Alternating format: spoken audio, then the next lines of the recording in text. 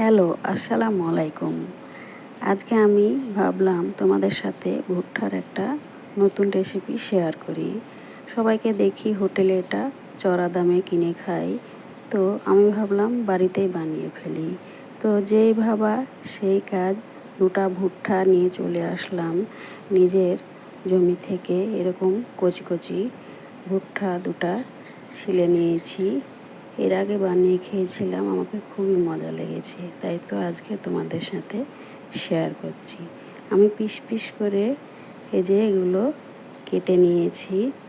তারপর ভালো করে আমি ভুট্টাগুলো ধুয়ে নিব।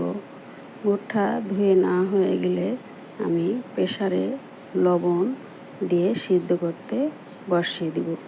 2-3টা সিটি দিব, তাহলেই হয়ে যাবে। আমি দিয়ে দিয়েছি। 3টা সিটি দিয়ে হয়ে গেছে আমার সেদ্ধ করা। এভাবে লবণ মরিচ আমি মিক্স করে নিয়েছি, কিংবা কিনতে পাওয়া যায় মশলাগুলো। এই মশলাগুলো দিয়েও খেতে পারো, এগুলো দিয়েও খেতে অনেক মজা লাগে। আমার কাছে তো অনেক মজা লেগেছে।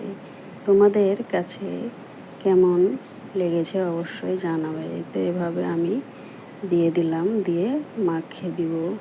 সেই স্বাদ অনেক টেস্টি। সবাই ভালো থাকবেন।